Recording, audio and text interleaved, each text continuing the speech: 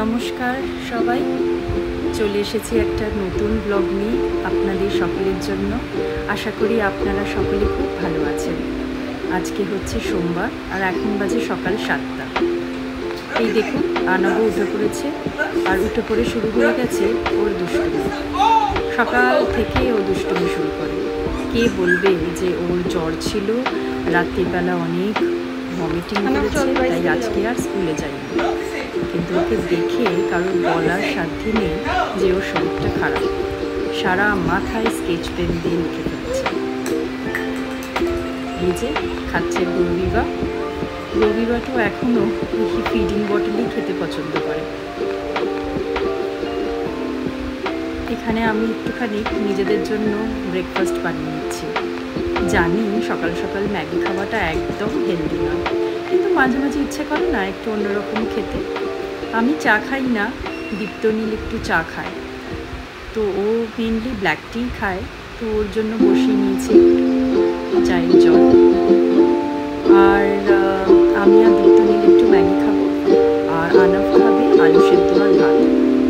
সকালবেলা এত তাড়াহুড়ো থাকে যে আনাফ তখন ওই গরস করে খাওয়াতে খুব মুশকিল। তো আনাফের আলু সেদ্ধ ভাতটা আমি একটু পেস্টি করে দিই, যাতে টকটক করে ওকে খাইয়ে ফেলতে পারি। ব্রেকফাস্টটা তৈরি হয়ে গেলে আনাফকে ডাকতে যাব। ও নিশ্চয়ই লুকিয়ে বসে থাকবে। এটা আমাদের রোজকার রুটিন। এমনি দিনে আনাফ সকালবেলা স্কুলে চলে যায়, এই সময় আনাফ স্কুল পৌঁছে যায়। কিন্তু আজ যেহেতু স্কুল যায়নি, তাই আমাদের দিনটা আজকে একটু লেট শুরু হচ্ছে। 9টার মধ্যে আমাকে সমস্ত কাজ সেরে আবার অফিসের কাজে বসে পড়তে হবে, তাই একটু তাড়াহুড়ো করছি। এই যে দীপ্তনীলকে ব্রেকফাস্ট দিয়ে দিলাম, ম্যাগির উপর একটু ডিম ছড়িয়ে দিয়েছি আর চা। ডিম খেতে দীপ্তনীল ভীষণ ভালোবাসে। এই যে আনাম লুকিয়ে রয়েছে। ডেলি ওকে খাবারের আগে ডাকতে গেলেই ও ওরকম লুকিয়ে থাকে, আর আমাকে ওকে খুঁজে বার করতে হয়। এটা করতেও যে কী মজা পায়। আর হাতে সব সময় এই টিপটা ওর ধরাই থাকবে। এই যে আনাবের আলু সেদ্ধ আর ভাত আমি একদম পেস্ট করে দিয়েছি, আর সাথে দিয়েছি একটুখানি ঘি। আমার ব্রেকফাস্টটা দেখে নিশ্চয়ই আপনাদের খুবই আনহেলদি লাগছে। আসলে কালকে না রাতে আমি একটু চিলি চিকেন বানিয়েছিলাম, কিন্তু কালকে আমার খাবার একদম ইচ্ছে ছিল না বলে আমার চিলি চিকেনটা খাওয়াই হয়নি। এত মেহনত করে বানিয়েছি, আবার ওটা ফেলে দেবো, তাই ভাবলাম ব্রেকফাস্টের সাথেই খেয়ে নিই। কিন্তু ওই আমার কাছে ম্যাগি আছে বলে আনাবের ওই ম্যাগিতেই নজর। ও নিজের আলু সেদ্ধ ভাত খাওয়ার সাথে সাথে আমার প্লেট থেকে দেখুন ম্যাগি তুলে তুলে খাচ্ছে। গরম লেগেছে খুব। ম্যাগিটা ও খেতে ভালোবাসে, কিন্তু সকাল সকাল বাচ্চাদের আমি ম্যাগি দিই না। কিন্তু ওই 1-2 টুকরো ও খাবে। এখনই সবে সবে ও নিজের খাওয়া শিখেছে। হ্যাঁ, ওর বয়সে অনেক বাচ্চারাই খুব একা একা খেতে পারে, কিন্তু আমাদের ওই একটু ছেলেকে বেশি ভালোবাসা দেখিয়ে ওকে একটুখানি আমার উপর ডিপেন্ডেন্টই করে ফেলেছি। তাই আস্তে আস্তে আমি ওকে একা একা খাওয়া শেখাচ্ছি। স্কুলে কিন্তু শুনেছি একা একাও সব খেতে পায়, বাড়িতে এসেই যে কেন এরকম করে আমি ঠিক জানি না। কিন্তু আমার ওকে নিজের হাতে খাইয়ে দিতে ভালোও লাগে, আর মনটাও সন্তুষ্ট হয় যে যাক আমার ছেলের পেটটা তো ভরল। চান টান হয়ে গেছে আনাবে, আবার গ্রোভি বানিয়ে বসে বসে টিভি দেখছে। দীপ্তনীলও আজকে ওয়ার্ক ফ্রম হোম করছে। আমি এবার যাব চট করে চানটা সেরে আসবো। এই যে আনাব একটা নতুন খেলা শিখে। ও নতুন নতুন যা এই ঠাকুর দেবতা দেখে সেই ঠাকুরের ও অ্যাক্টিং করে করে দেখাবে। এখন ওকে জয় শ্রীরাম বলা হয়েছে। এই যে পেছনে তীরটা খুঁজলো, আর এবার ও রাম হতে যাবে এখন ও নিজে ধনুক খুঁজতে। বাড়িটা যতই গুছিয়ে রাখি, চারদিকে শুধু আনাবের খেলনা আর খেলনা। কি আর করব, আপনাদের হয়তো দেখে মনে হচ্ছে আমার বাড়িটা খুব অগোছালো, কিন্তু কোনো উপায় নেই। একটুখানি গুছিয়ে যাব, তারপর আবার আনাব সব কিছু চারদিকে ছড়িয়ে ছিটিয়ে দেবে। এই যে পেয়ে গেছে তীরটা, এবারও শুরু হবে শ্রীরামের অ্যাক্টিং। ওই যে আদিপুরুষ দেখে ও পুরো রক্ত করে নিয়েছে শ্রীরাম আর রাবণের যুদ্ধের গল্পটা। এই যে ওর বাবাকেও কিছু একটা বলছে। আচ্ছা, বাবাকে বানিয়েছে ও রাবণ, আর নিজে হয়েছে রাম। ইশারায় বলছে আমাকে হরণ করতে। এই যে আবার হাত ধরে এবার টেনে নিয়ে যাচ্ছে।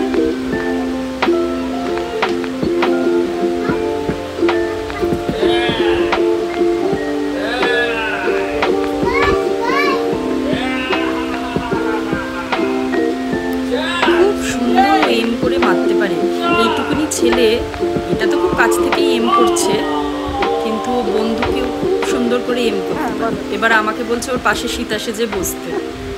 শ্রীরাম হয়ে বসে একা একা বসে। রোজ রোজ কেন, দিনে 2-3 বার এই খেলাটা তো ও খেলবেই খেলবে। যাই চট করে এবার চানটা সেরে আসি, তারপর আমাকে পুজো সেরে কাজে বসে করতে হবে। আনাবের এখানে চান টান করে বসে টিভি দেখছে আরাম করে। রবিবারটা দেখুন না, সেই ছেড়ে দিয়েছে। এই যে এবার সাই বাবা হয়ে বসে। আর মা কালী কি সুন্দর অভিনয়টা করে। আর শ্রীকৃষ্ণ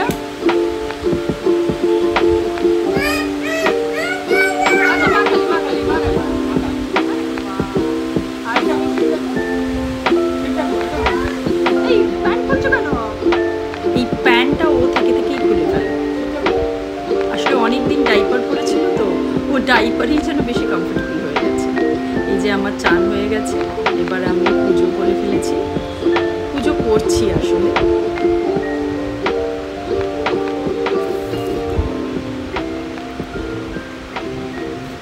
পুজো করলে মনটা খুব শান্তি লাগে বলুন। আপনারাও সকলে নিশ্চয়ই চান করে পুজো করে দিনটা শুরু করতে সবারই মনটা খুব ভালো হয়ে যায়। যাই এবার অফিসের কাজে লেগে পড়ি। আমি তো ওয়ার্ক ফ্রম হোম করি, তাই জন্য এই টেবিলটার ওপর বসে আমি ল্যাপটপ নিয়ে কাজ করি। অন্যদিন তো অনাফ স্কুলে থাকে, তাই আমি একটু শান্তি মনে অফিসের কাজ করতে পারি। কিন্তু যেহেতু আজ আনাফ আছে, ওই বারবার একবার করে আনাফকে ডেকে আনতে হবে। দেখুন প্যান্টটা খুলে নিজেই ডাইপারটা পরেছে। ডাইপার পরা বন্ধ হয়ে গেছে। এই যে গণেশ ঠাকুর হয়ে বসে। বারান্দায় গাছে জলটা দিয়েছিলাম। এই গাছ দুটো এখানে নতুন রেখেছি, তাই জাস্ট দেখতে এলাম যে গাছ দুটো ঠিক আছে তো, না একটু জল লাগাবো। ঠিকই লাগছে, উল্টে তরতাজাই লাগছে। এই গাছ দুটো আগে বাড়ির ভেতরে ছিল, সেখানে যেন একটু মুছে মুছে যাচ্ছিল। এই দুটো জিনিস আপনাকে দেখাই। এইটা উইমেন্স ডের দিন আমাদের এই কাছে এরোমল আছে, সেখানে গেছিলাম। একটা খুব কন্টেস্ট হচ্ছিল, খুব সিম্পল একটা প্রশ্ন দিতে আমাকে এই গিফট দুটো দিয়েছে। এই যে ফরেস্ট এসেনশিয়ালসের একটা সাবান পেয়েছি, আর একটা আফটার বাথ বডি অয়েল। খুব এক্সপেন্সিভ এই দুটো, কিন্তু এত সুন্দর গন্ধ। আর পেয়েছি স্টারবাক্সের এই কাপটা। মানে হঠাৎ করে পেয়ে গেছিলাম, খুব আনন্দ পেয়েছিলাম। আর এই যে আনাফ শুরু হয়ে গেছে, ও আমার মতন পুজো করবে। এক্ষুনি আমি পুজো করে উঠেছি, আর আমি যেরকমভাবে পুজো করি ঠিক সেরকমভাবেই ওই আসন পেতে এবার পুজো করতে বসেছি।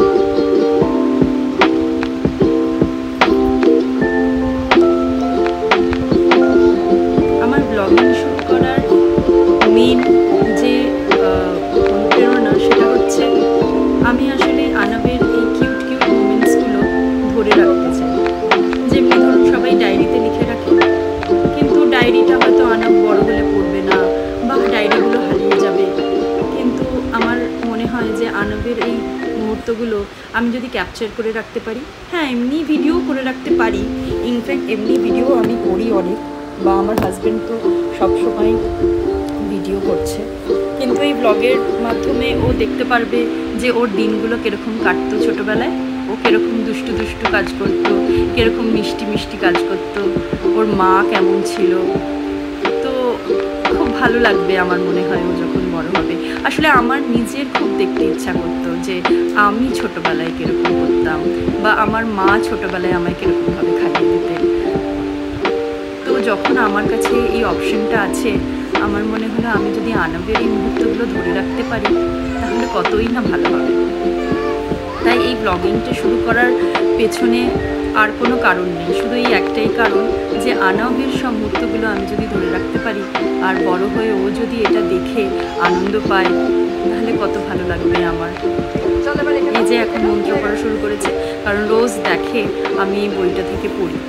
আমি যা যা চল, এবার করবো রেখে ও দাও না। সেইগুলো কপি করবে। Good boy. আমি যদি নেল পলিশ করিও বসে নেল পলিশ করবে, আমি যদি টিপ করি ওর টিপ চাই, ও আমাকে খুব কপি করে।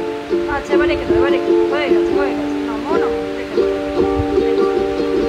Good boy. বাবা, সেই বাবা, ছোটবেলা আস্তে, থেকেই আস্তে, ও আস্তে। আমার কোলে বসে আচ্ছা, পুজো করে। হ্যাঁ। তো সব গান ওর মানে ঠাকুরের গান মুখস্থই, দেখুন আমাকে আবার আরতির তাপ যাও, ওটা দিচ্ছে। রেখে দাও, ওটা ভাঁজ করে রেখে দাও। যাই, আর কথা বেশি আর বলা যাবে না। আজকে তো আবার অফিসের দিন, 9টা বাজতে চললো, আমাকে আবার অফিসে লগ ইন করতে হবে। এদিকে আনবের দুষ্টুমি তো চলবেই। স্কুল যেদিন যাই আমি একটু শান্তিতে মন দিয়ে কাজগুলো সব সেরে নিই, কিন্তু আজকে ওর একটু গাটা গরম গরম ছিল বলে ওকে স্কুল পাঠাইনি, কিন্তু সারা দিন ও দুষ্টুমি করতেই থাকবে। এই যে দীপ্তনীলও বসে গেছে নিজের অফিসের কাজে, ওর কল শুরু হয়ে গেছে। আমিও যাই তাহলে। আজকের ব্লগটা এখানেই শেষ করছি। আবার কালকে আসবো কিছু নতুন ঘটনা নিয়ে, কিছু নতুন অভিজ্ঞতা নিয়ে, আর আনবের কিছু নতুন দুষ্টুমি আপনাদের দেখাবো। তাই আজকে এই পর্যন্ত।